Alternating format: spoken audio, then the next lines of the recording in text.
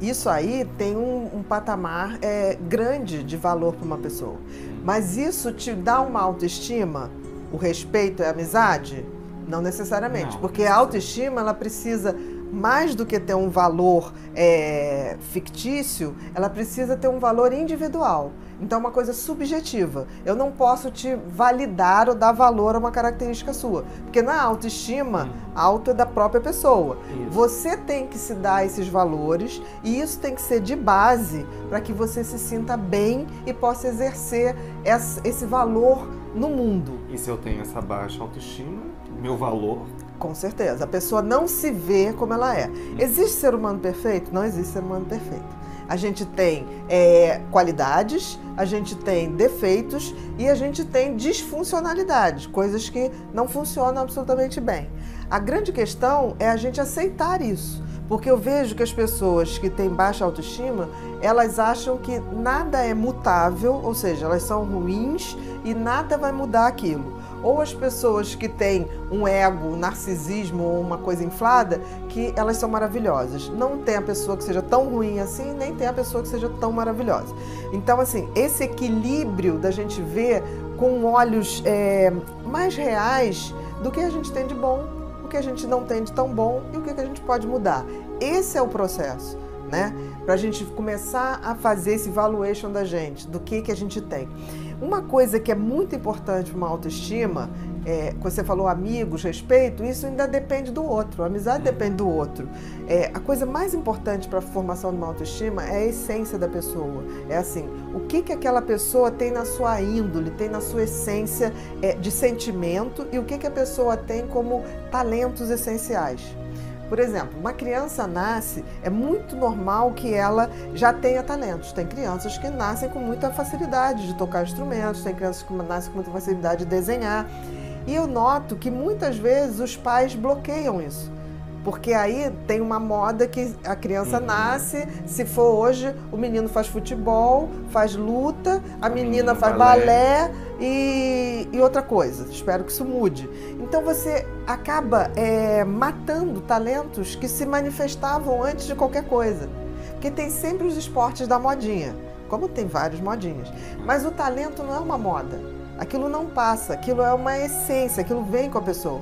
Eu me lembro que uma vez eu atendi um paciente que era Asperger e ele tinha um talento fabuloso para desenho, mas ele não se relacionava em nada, ele não olhava no olho. E aí a mãe chegou e falou assim, eu ainda falei assim, nossa, ele é genial em desenho. Ela falou, mas eu não quero um filho que desenha essas porcarias. Ele parecia um Picasso, era uma coisa esquisita, linda, linda, deslumbrante. E ela falou, eu quero que ele se relacione com as pessoas. Eu falei, por quê? Porque eu não posso ser um filho que não se relaciona com as pessoas. E aí eu falei, olha... É o cômodo dela, né? Eu falei, pode ser que se a gente trabalhar bastante esse lado dele, de socialização, ele vai se socializar, eu acho importante, mas pode ser que diminua um pouco esse talento. E eu me lembro que a gente fez, o menino realmente evoluiu muito nesse contato, ele era muito meigo, e aí ele largou os desenhos, foi uma coisa muito interessante. Ela falou assim, agora ele se relaciona mais ou menos com as pessoas e deixou de ser genial no desenho. Aí ela falou, o que você vai fazer? Eu falei, eu vou pedir para você ir embora. Porque você não sabe o que você quer para o seu filho e é importante que ele esteja feliz. Se ele está se relacionando com as pessoas e está feliz, ok, ele deixou de desenhar para poder ser feliz. Agora, eu não sei o que você quer. E eu me lembro que eu fui me despedir do menino, eu falei, ó, você não vai mais ver a tia. Ele, por quê? Porque sua mãe é uma pessoa difícil. Ele falou, mas é mesmo, só tenho certeza que é mesmo. Então, a gente tem que ver, partir do princípio que não existe um cérebro perfeito, não existe uma pessoa que vai ser boa em tudo. Mas a gente identificando desde muito cedo o que a gente faz de uma maneira, o dom, né? Faz um pouquinho diferente das pessoas e tem um prazer e sabe que aquilo é bom. Porque uma criança, por exemplo, quando ela escreve bem, ela sente orgulho daquilo que ela escreve. Quando ela desenha bem, ela tem um certo orgulho daquilo que ela faz. A gente tem que pegar isso e investir nisso. Tem de melhor. De melhor. A autoestima, quando ela é feita em cima dos nossos talentos, em cima da nossa índole, ela é uma construção sólida. Quando não é feita assim, não vai. A coisa que o TDAH tem é a criatividade. Eu me lembro que eu era muito criativa, eu escrevia tudo errado, porque eu sou disléxica também, né? Eu tenho TDAH e dislexia. E eu me lembro que meu pai, professor de português, ele pegava a redação e só tinha vermelho. Aí eu me lembro que a minha mãe pegava e falava assim, interessante, a ideia é bonita, mas você tem que melhorar. Eu me lembro que eu passei o tempo todo na minha cabeça, tipo assim, eu tenho boas ideias, mas não sei executar. Mas não tinha noção que eu tinha TDAH. Quando eu escrevi o meu primeiro livro, que foi uma sugestão de um cara que eu conheci num programa, ele falou assim, você consegue escrever como você fala? Eu falei, não sei, escreve como você fala. Eu falei, mas eu escrevo tudo errado. Isso tem revisor, minha filha. Escreve como você fala. Aí eu lembrei e conectei com a minha mãe, né? Porque assim, a minha mãe em nenhum momento cortava a minha criatividade. Eu me lembro que uma vez eu quis fazer um teatrinho de bonecos. E a minha mãe montou uma casinha, forrou com papel de encapar da turma da Mônica, botou iluminação e eu rodava aquele teatro e ficava fazendo teatro. Só tinha minha mãe e minha avó para assistir. Ah, mas é ótimo. Mas me criou o hábito do teatro, era uma coisa que... Então, eu tô e não dizendo inibiu, que, não, e não minha inibiu, filha, você não vai ter jeito para isso. Exatamente, né? exatamente. Então, assim, a autoestima tem muito a ver se a gente tem a sensibilidade de captar o que a pessoa tem de melhor, de captar seus talentos e não atrapalhar, deixar aquilo se desenvolver. Se não puder ajudar, não atrapalha. Em questão de talentos, de dons, eu sempre falo isso, nunca atrapalhe. Eu acho que se a gente não consegue conectar a pessoa a essa essência dela, a esse retorno a essa criança que não tinha noção de inadequação, que não tinha esse tipo de visão depreciativa, e a gente trazer essa criança para avisar esse adulto que, olha, eu sobrevivi, só falta agora ser feliz. Eu acho que esse retorno é fundamental. Eu, quando olho para trás, quando eu falo assim, eu nunca pensei que eu ia ser escritora, mas eu adorava escrever. Eu me lembro que eu ia para o escritório do meu pai, tinha uma máquina, Olivetti, aquelas máquinas, e eu brincava de ficar batendo aquilo, e eu achava que eu estava escrevendo capítulos de novela. Não tinha nada.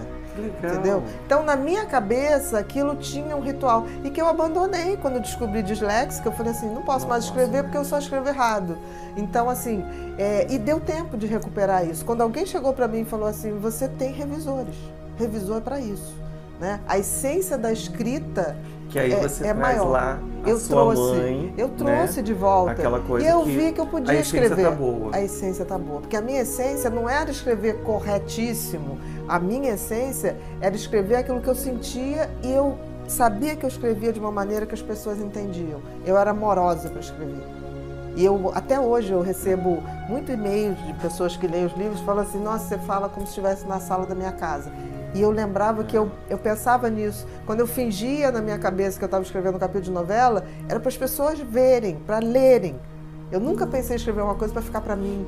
Não, eu faço um livro para as pessoas. É um movimento de generosidade. É tipo assim, é o que eu tenho para dizer, do jeitinho que eu posso dizer. Posso estar errada, né? É uma grande superação, né, Bia? É uma grande superação. Eu nunca pensei que eu fosse escrever. Então, hoje, quando eu olho para trás e olho assim, 14 livros, eu falei, gente, eu nunca achei que eu escreveria nenhuma apostila. Eu achei que eu não era capaz de escrever nenhuma apostila. Então, assim, se a gente não resgata esses talentos essenciais, não se constrói autoestima em cima de palavras positivas. Ah, eu sou bom, sou bom, sou bom, sou maravilhoso. Isso não funciona. A única autoestima que é real é aquela que eu invisto nos meus alicerces. E todo mundo tem um talento, todo mundo tem um dom, vem no DNA. Seja lá quem nos criou, o Criador nos fez com alguma função e algum talento para exercer essa função. Eu tive uma época que eu recebi uma proposta da ONU, isso tem uns 20 anos atrás, que a ONU tinha e eu participei desse projeto, era uma oficina de talentos. Então, por exemplo, identificava um talento numa criança, dava 200 bolsas no Brasil inteiro. E aí a gente tinha que indicar um talento, fosse do balé, fosse de esporte, fosse de escrita. Eu não sei se existe esse projeto ainda hoje. Eu tenho maior vontade de fazer esse projeto assim mais amplo. Eu adoraria ter uma empresa que eu pudesse escolher talentos para investir. Eu acho uma bolsa de valores maravilhosa. Como as pessoas hoje, elas não têm mais noção do que é ter sucesso ou ser feliz, que para mim são coisas bastante diversas, né? A gente vive numa sociedade em que a gente tem que ser satisfeito o tempo todo e a gente tem que ser o tempo todo. Então você tem que ser bem-sucedido, você tem que ser bonito, você tem que ter o último carro, você tem que ter o último computador, você tem que ter o último celular. é uma violência de tanto ter que eu acho que as pessoas se perdem. E isso ficou muito atrelado ao conceito de sucesso, né? Como se sucesso fosse uma sucessão de coisas que você tem que fazer e que nunca tem fim, entendeu? Eu fico muito preocupada com isso. Isso não tem nada a ver com felicidade, porque felicidade é um conceito ao contrário. É aquilo que me aconchega, que me basta, que me traz uma sensação de que tá bom. Eu acho que está muito mais ligado a uma questão que as pessoas estão até se perdendo muito, que é uma questão de ética mesmo, assim, né?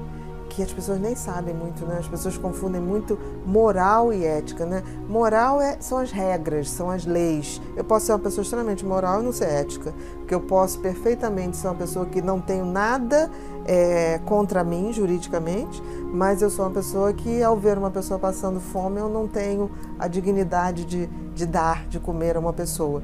Isso é ética, isso não tem nada a ver com moral, porque assim, não alimentar uma pessoa faminta não é ilegal, mas é antiético. Então, assim, eu acho que a gente vive num mundo que o conceito ético ficou perdido, ficou diluído.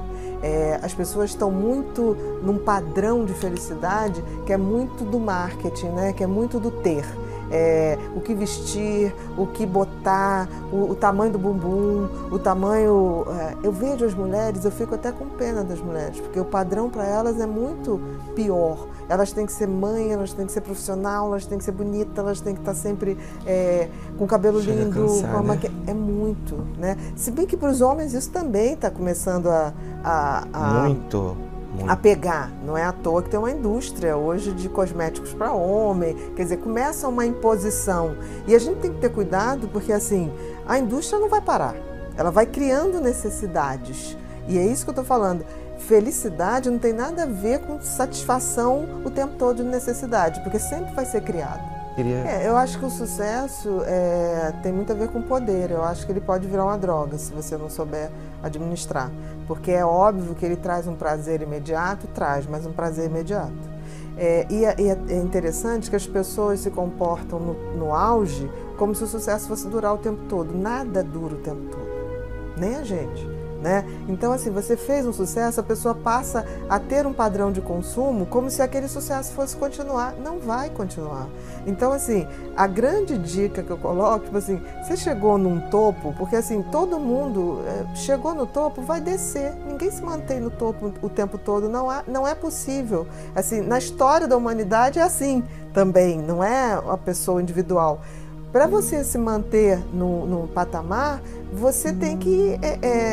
se você for o tempo todo se manter no sucesso absoluto, você está deixando de ser você. Você está criando um personagem se enquadrando as necessidades, a identidade. A identidade, a essência das coisas. Exatamente. Né? E nem assim vai conseguir, porque tem uma data, as coisas têm uma data, tudo é datado. Então, aí a pessoa vai, quando ela está no topo ganhando dinheiro, e que nem tem tempo para gastar, né? Quando a pessoa está super no topo, ela não tem nem tempo para gastar o dinheiro. Aí ela compra fazenda, compra casa de não sei o que, casa de campo, casa de não sei o que lá. E depois, para manter aquilo, é um inferno. Entendeu? Então as pessoas têm que desacoplar sucesso, felicidade e coisas materiais. A pessoa tem que acoplar a felicidade a um conforto interno, que eu acho que tem muito a ver com a consciência, que aí tem que ter aquela coisa de reflexão, de sossego, de pensar no que eu estou fazendo, no que eu estou sendo. E geralmente quando a pessoa está no auge do sucesso, ela não tem nem esse tempo para parar. Porque a pessoa faz muito sucesso e ela vira um produto muito rápido e que tem que ser consumido muito rapidamente. Isso acontecia muito frequentemente com os jogadores de futebol. Que todo mundo dizia, jogador de futebol tem que ter um cuidado, porque eles sobem, depois desce, a carreira é curta. É um curto prazo. Exatamente. De tempo, né? Eu acho que continua acontecendo, mas eu acho que eles até estão lidando um pouco melhor, ou então estão sendo muito mais bem remunerados e conseguem administrar, ou alguém administra isso para eles. Mas, assim, eu acho que isso está acontecendo em todas as carreiras. E não é à toa que o que está acontecendo hoje, o índice de depressão e suicídio subindo de uma forma epidemia, né? Ano passado, 2017, foi o ano que a Organização Mundial de Saúde dedicou o ano à prevenção do suicídio e o combate à depressão.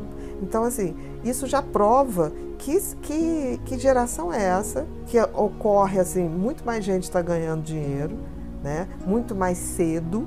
Eu costumava dizer que quando se falava, há muito tempo atrás, 1 milhão, fazer 1 milhão era uma coisa. Hoje, fazer 1 milhão não compra um apartamento de 4 salas na Zona Sul. Então, assim, tudo vai ficando muito desproporcional. Então, as coisas estão muito mais caras, as pessoas, quando ganham dinheiro, ganham muito, mas também a queda vai vir, não tem como. Então, tem que ter esse preparo, a não ser que a pessoa viva de corrupção, né? Que eu acho também que vai começar a diminuir isso. Tomara, né? Não, eu acho que é um processo que não tem volta. Você vê as pessoas sendo presas. Outro dia eu estava vendo um ex-diretor da Petrobras que devolveu 246 milhões.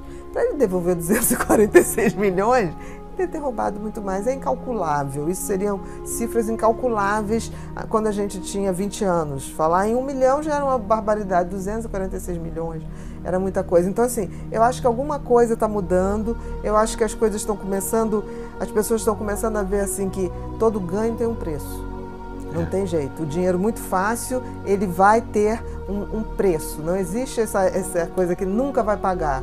Vai pagar. Tem uma coisa, eu acho que as redes sociais contribuíram muito para essa ditadura da felicidade. Eu acho que há muito tempo a gente vive uma ditadura da felicidade, como se felicidade fosse um estado constante, como se as pessoas pudessem viver o tempo todo felizes. Então você vai ver, nunca se escreveu tanto sobre felicidade, nunca se escreveu tanto autoajuda para a felicidade, fórmulas mágicas para a felicidade, como se a felicidade fosse um produto. Eu tenho muito medo se não estão transformando a felicidade num produto. Porque, assim, felicidade é uma coisa que depende da genética, depende de escolhas que a gente faz e depende do ambiente. Para você ter uma ideia, os estudos mostram que 50% depende da genética. Essa coisa de você herdar uma predisposição a pensamentos melhores, a otimismo. 40% depende das escolhas que a gente faz, que é aquela coisa que você, às vezes, sabe que uma pessoa não é tão legal para você, mas você mesmo assim arrisca. Mas a intuição diz que não, mas você arrisca.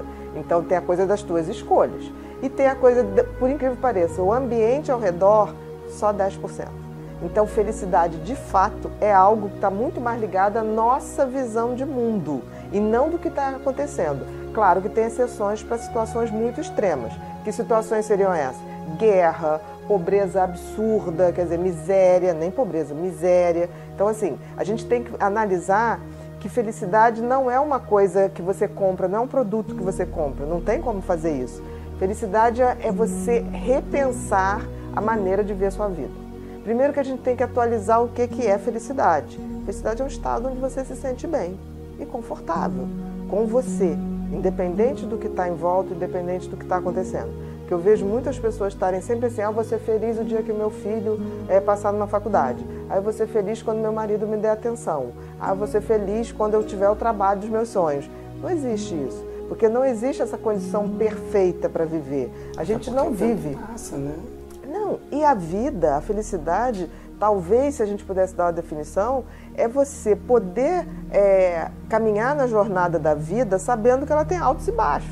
Não existe isso. E ter uma visão proativa, porque assim, vai sofrer? Vai, mas você sabe como reagir a isso. Não adianta você, tipo assim, eu não vou ter nenhum sofrimento, aí quando tem você se desespera totalmente. Vai passar, os momentos bons passam e os momentos ruins também passam. A gente precisa de oscilações na vida. Não, a gente não pode viver só de felicidade. uma oscilação. Viver é uma oscilação. Se você olha para a natureza inteira, o tempo todo está em fases. Né? Se você pegar as estações do ano, já prova isso. Se você olhar para o mar, tem a hora que ele está calmo, tem a hora que ele está com ondas maiores, tem horas que está de ressaca.